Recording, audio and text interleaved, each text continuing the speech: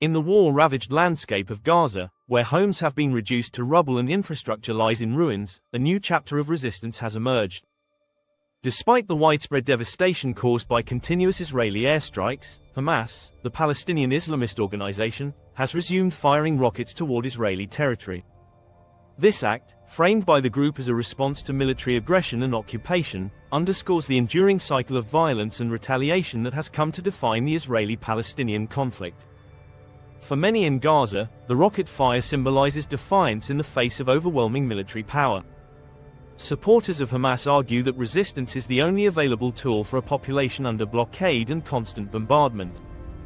In their view, launching rockets is not merely an act of war but a cry for liberation and justice from the ruins of a besieged homeland.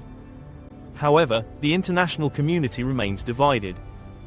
While some nations and advocacy groups describe these actions as legitimate resistance against occupation, others emphasize the indiscriminate nature of rocket attacks, which often target civilian areas.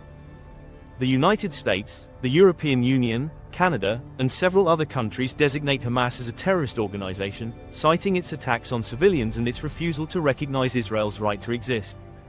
Meanwhile, for Gaza's civilian population, already burdened by poverty, displacement, and grief, the renewed hostilities mean further suffering.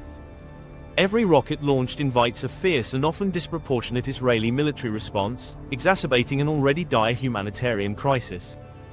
As Hamas fires from the shadows of destruction, and Israel responds with full military might, the people of Gaza continue to bear the brunt of a conflict with no clear end. The resistance may begin from the rubble, but it is the hope for peace that remains buried beneath it.